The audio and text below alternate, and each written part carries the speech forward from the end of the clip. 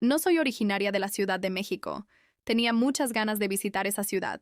Mi intención era pasear en las trajineras, conocer las chinampas. Para quien no las conoce, son espacios de tierra que están dentro del agua. Anteriormente era una forma de cultivar plantas, verduras y hortalizas, en la que el agua era el principal recurso. Fue la manera en que los pueblos originarios realizaban su sistema de cultivo. Cuando conocí Xochimilco fui como turista. Ya sabía a través de las redes sociales y de mis conocidos de ese lugar tan tradicional. Me subí a una trajinera que era una embarcación hecha de madera y adornada con flores coloridas. Ya me habían platicado sobre la isla de las muñecas. Era el lugar que más me interesaba. No fui sola. Iba acompañada de dos de mis compañeras del trabajo. Nos organizamos para poder ir un fin de semana, visitar los lugares, así como las leyendas más conocidas de la Ciudad de México. Como les dije, el lugar que más expectación me causaba era la isla de las muñecas. Cuando nos acercamos a ella, se encontraba en una chinampa con bastante longitud. Nos bajamos de la trajinera y comenzamos a ver que había muñecas colgadas en los árboles, en los arbustos, en lazos. También habían chozas que tenían en su interior muchas muñecas. La apariencia de las muñecas no era agradable.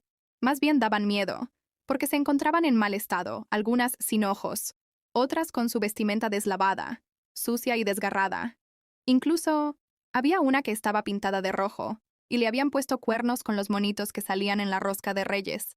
Así que imaginen cómo estaban las muñecas. También había animales disecados. Vi la cabeza de una vaca y un armadillo. El guía de turista nos contó la leyenda de la isla de las muñecas. Quizás para muchas personas ya era muy conocida, pero para nosotras no. Se las cuento, para que se den cuenta de los hechos que después nos sucedieron. Dicha leyenda decía que en esa chinampa vivía un señor de nombre Julián. En una ocasión el hombre encontró a una niña en las orillas de su chinampa. Trató de reanimarla, pero no lo logró. La niña había muerto ahogada. Después de lo ocurrido, Julián sintió culpa por no haber podido salvar a la pequeña. Dicen que luego de su muerte, su espíritu comenzó a rondar por los lugares. Julián, para poder calmar el espíritu de ella, recogía de la basura a las muñecas. Lo hizo de esta manera porque no tenía los recursos económicos para comprar las nuevas. Así fue como el lugar se llenó de tantos objetos. Mientras caminábamos por el lugar, vimos de todo tipo de muñecas. Les aseguro que ninguna estaba bonita, aunque todas estaban horribles. Hubo una en especial que me llamó la atención. De hecho, no solo a mí, sino a la gran mayoría de personas, porque de cierta manera la han convertido en una especie de entidad milagrosa, que ha cumplido deseos a cambio de un pequeño tributo o regalo que se le deje. Esa muñeca tenía el nombre de Agustina. Estaba vestida con un vestido de color rojo, sentada en una trajinera pequeña que llevaba como nombre Xochimilco. Ahí le dejaban todo tipo de regalos, desde pulseras, flores o cualquier artículo que pudiera servir como obsequio. Me quedé durante un rato pensando cómo una muñeca pudiera tener la facultad de hacer milagros. Una de mis amigas, Marta, le tomó una foto. La vi muy entusiasmada. Creo que ella ya sabía sobre los poderes de la muñeca, porque iba preparada con un obsequio que compró antes de partir a Xochimilco. Marta ya sabía a lo que iba. No se fijó en las demás muñecas, al contrario. Buscó entre todas a Agustina. Cuando la encontró le ofreció el regalo. Le habló en voz baja, sin que nosotras pudiéramos escuchar lo que le decía. Después de unos minutos, Marta se unió a nosotras. Le preguntamos qué le había dicho a la muñeca, pero ella no quiso decirnos nada. Continuamos nuestra visita en la isla. Noté a Marta muy emocionada. Estaba más bien eufórica. Me acerqué a ella para preguntarle si se encontraba bien. Ella me respondió que era un día inmejorable. Así continuamos con nuestro paseo. Mientras seguía observando las muñecas, me puse a pensar que esa idea de recolectar tantas muñecas había sido a partir de una situación espeluznante, ya que decían que el espíritu de la pequeña que murió seguía sin descansar. No comprendía el motivo por el que se había hecho tan popular. Más adelante vimos otras chinampas en las que se veían objetos extraños. Le pregunté al guía de qué se trataba. Él me dijo que era brujería que las personas hacían en esos lugares por la noche. No me quise imaginar lo tétrico que se verán esas chinampas en la oscuridad. En ese momento que pasamos por ahí no me dio tanto miedo, porque iba acompañada de varias personas.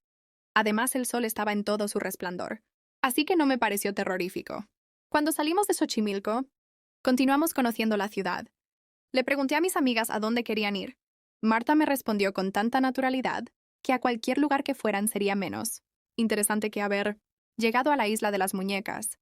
Le dije que a mí no me había gustado mucho, Me había imaginado otro tipo de espectáculo.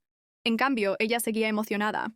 Después de visitar otros lugares turísticos, nos regresamos a la ciudad de Guadalajara. Cada quien tomamos un auto de alquiler y ahí nos despedimos. En el inicio de semana nos incorporamos a nuestras actividades laborales. Me llamó la atención no ver a Marta detrás de su escritorio. Alicia, mi otra amiga, me dijo que el jefe inmediato le había mandado llamar. Cuando Marta regresó de reunirse con él, venía con una sonrisa.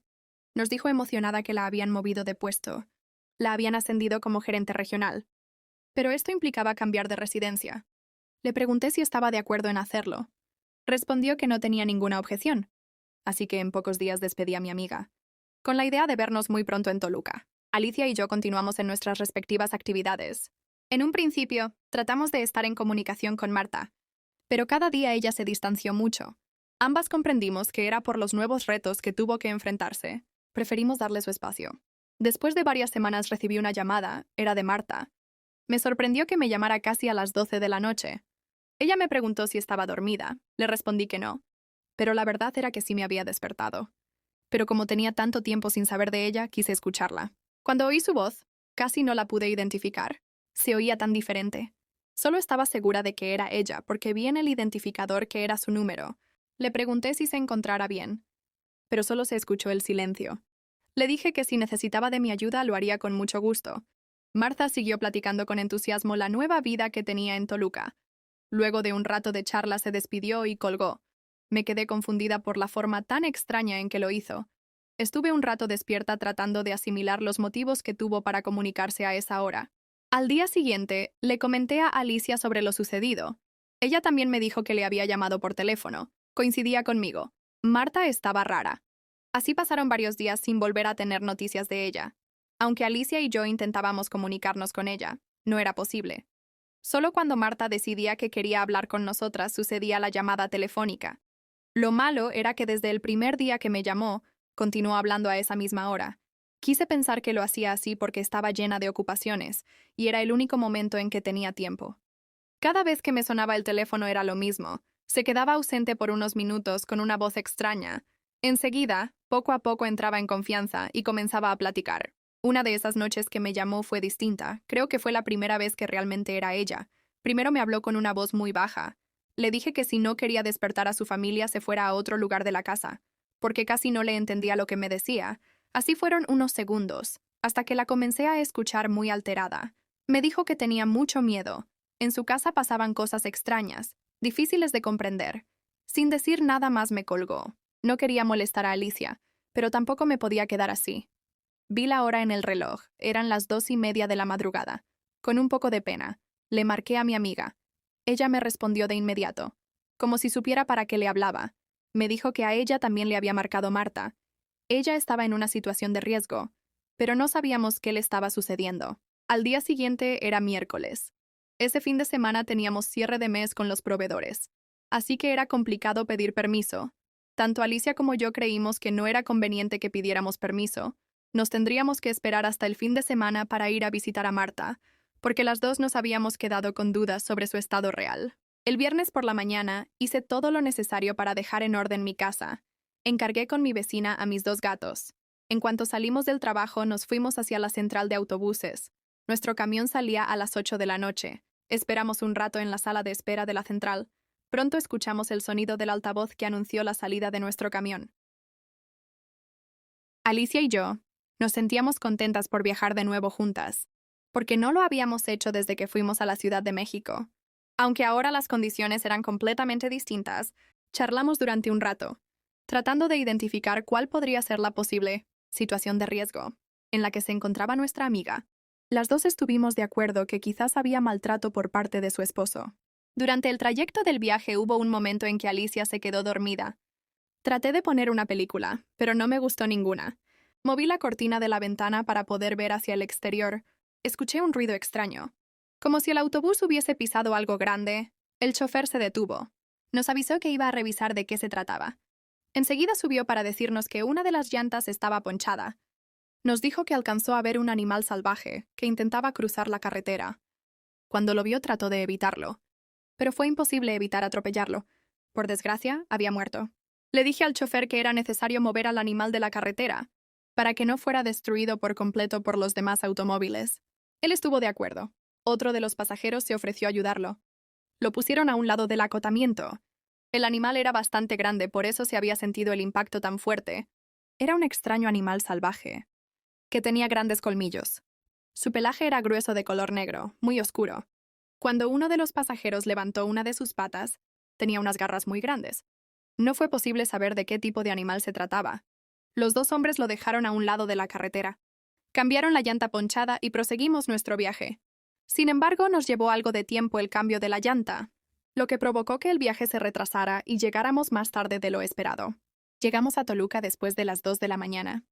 Pedimos un taxi que nos llevara al hotel en el que nos hospedaríamos. Dejamos las maletas, solo las abrimos para ponernos nuestra ropa de noche. Le dije que podíamos dormir un poco, antes de ir a la casa de Marta. Creo que apenas comenzábamos a dormir cuando sonó mi teléfono. La primera persona que llegó a mi mente fue Marta. En efecto, era ella esta vez. Me dijo que tenía miedo. Le dije que si se sentía amenazada que hablara al número de emergencia. Me dijo en un tono muy bajo que ese tipo de apoyo ellos no lo podían dar. Ella necesitaba a alguien más, y colgó el teléfono. No sabíamos qué hacer. Le dije a Alicia que era necesario que fuéramos a su casa. El motivo de estar ahí era precisamente para apoyarla. Así que nos cambiamos de nuevo y pedimos un auto para que nos recogiera. Cuando llegamos a la colonia en la que ella vivía, era un coto privado. Tuvimos que llamar a Marta para decirle que nos abriera la reja eléctrica. La casa estaba hasta el final en completa oscuridad. Apenas íbamos a tocar la puerta, cuando ella la abrió y nos hizo la señal de que guardáramos silencio. Caí en la cuenta de que no quería despertar a su familia. Encendí la luz del celular porque casi tumbé una lámpara de pie que estaba en la sala. Fue cuando pude ver a Marta. Había bajado de peso dramáticamente. Su aspecto era desaliñado y ojeroso. No quise hacerle ningún comentario. Antes de que le quisiéramos decir algo, de nuevo ella hizo la señal de que nos calláramos. Ahí fue cuando noté la condición mental de mi amiga. Sentí tristeza de haber dejado pasar el tiempo sin buscarla. La abracé y le dije que todo iba a estar bien. Para eso habíamos ido, para ayudarla. Le pregunté sobre su esposo. Íbamos a necesitar el apoyo de él para llevarla a una clínica, porque no sabíamos si tenía una enfermedad física, mental o algún tipo de adicción. Marta me respondió que su esposo la había dejado. Como a él le estaba yendo muy bien económicamente, la había dejado por una mujer más joven que ella. Marta no contaba con una red de apoyo en su nueva residencia. Enseguida le pregunté por sus dos pequeños. Creo que ahí encontré el punto débil de ella, la causa de todos sus problemas. Porque se puso a llorar de una manera desgarradora. Tratamos de hacerla sentir bien, diciéndole que nos íbamos a quedar con ella, o a regresarnos juntas en caso de ser necesario. Marta se dejó abrazar, pero de repente tuvo un cambio repentino. Se puso a buscar por todas partes. Movió la televisión, debajo de los cuadros. Se subió a un banco para buscar arriba del cristalero. La agarré y le dije que se tranquilizara. Le pregunté dónde estaban sus hijos. Me apuntó con su dedo en una de las habitaciones. En la parte de arriba, le dije que íbamos a subir. Ella se me quedó viendo con cara de terror. Me dijo que no lo hiciera y se fue a esconder detrás de un sillón. Le dije a Alicia que se quedara con ella. Yo subiría para ver cómo estaban los pequeños. La casa era grande y elegante, las escaleras eran anchas. Comencé a subir mientras la madera crujía. Cuando estuve en la parte superior, comencé a oler algo fétido. Fue necesario que me cubriera la nariz, porque el tufo era muy fuerte. Conforme avancé hacia una de las habitaciones, una de ellas era la que tenía el olor más persistente. Al abrir la puerta de la habitación, me encontré con una escena macabra. Ahí estaban los dos hijos de Marta. Aparentemente dormían. Me acerqué a los niños. Los dos estaban pálidos. El más pequeño, en cuanto me vio, se abalanzó sobre de mí. Me dijo que ya no quería estar ahí. Le tenía mucho miedo a ella. Pensé que era a su madre. Lo abracé y le dije que todo estaría bien. No me iría de ahí sin él. Enseguida despertó la niña, también me abrazó.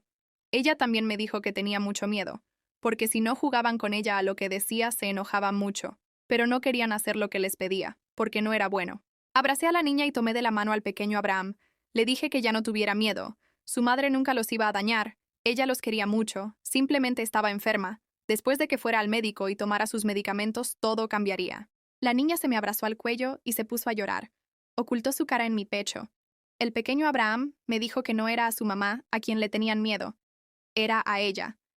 Y apuntó hacia una esquina de la habitación. La recámara estaba iluminada por una pequeña lámpara con luz ámbar. Era tan tenue. que apenas podía distinguir algo al fondo de la habitación, le acaricié la cabeza a la pequeña, mientras le decía que ahí no había nadie. Estaba a punto de salir de la habitación, cuando la niña comenzó a llorar apuntando hacia el mismo lugar. No pude ver de qué se trataba, porque en ese mismo instante Marta comenzó a gritar, así que salí corriendo del lugar, con los dos pequeños conmigo. Bajé las escaleras con lentitud. No quería lastimar a ninguno de los niños. Abajo, Marta gritaba, mientras Alicia trataba de tranquilizarla. Pero los gritos no cesaron. Gritaba al mismo tiempo que se cubría los oídos con sus manos, como intentando no escuchar nada, pero no se escuchaba ningún ruido. Le dije a Alicia que era necesario irnos de ese lugar. Le dije que pidiera un auto. Mientras recogía lo necesario para Marta y los pequeños, quise dejar a la niña sobre el sillón para juntar lo indispensable e irnos del lugar. Pero la pequeña también comenzó a gritar y a llorar, mientras apuntaba hacia la cocina. Al fondo solo había oscuridad, pero pude percibir dos ojos que destellaban. Pensé que podrían ser los de un perro, porque parecía que era de estatura baja. Yo no quise entrar para ver de qué se trataba, ya ni siquiera recogí ninguna pertenencia. Salimos del lugar. Marta se oponía a irse de la casa. Entre sus gritos y su histeria, solo alcancé a distinguir que si lo hacía ella o alguno de sus pequeños iban a morir. No le tomé importancia a su comentario, porque creí que era parte del proceso psicótico que tenía. Solo agarré las llaves para poder salir de la casa. El auto de alquiler estaba afuera de la cerca eléctrica. Alicia jalaba a Marta para que no se regresara, mientras que yo iba con los pequeños. Hubo un instante en que Marta se le soltó a Alicia. Intentó regresar a la casa. Cuando vi la fuerza que tuvo para soltarse, dejé a los pequeños sentados en la banqueta. Les dije que no se movieran de ahí. Entre Alicia y yo pudimos controlar a Marta. Para eso, ya varios de los vecinos se habían despertado. Salieron de sus casas para ver lo que sucedía. Pudimos calmar a Marta y abrir la reja. Agarré a los niños y nos dispusimos a salir. Cuando nos subimos al auto e íbamos hacia el hotel, respiré aliviada. Sentí que algo malo se había quedado atrás. Nos confiamos en que todo estaría bien, en un abrir y cerrar de ojos. Marta abrió la puerta del auto y se salió. En ese momento iba un auto del otro carril. El coche le pasó las llantas por la cabeza de mi amiga. Murió instantáneamente. Fueron tantas cosas en tan poco tiempo, que hasta ahora no he podido procesar lo que ocurrió. Mi amiga murió, pero por lo que dice el pequeño Abraham, todo comenzó a ocurrir por la presencia maligna de una niña pequeña. Era de menor estatura que los dos pequeños. A partir de esa presencia, comenzaron los eventos extraños. Alicia y yo creemos que se trató de Agustina, la muñeca a la que Marta le pidió un deseo. Incluso, creo que aquel contratiempo que tuvimos con el animal que ponchó la llanta del autobús fue por efecto de la muñeca que trataba de que no llegáramos a tiempo.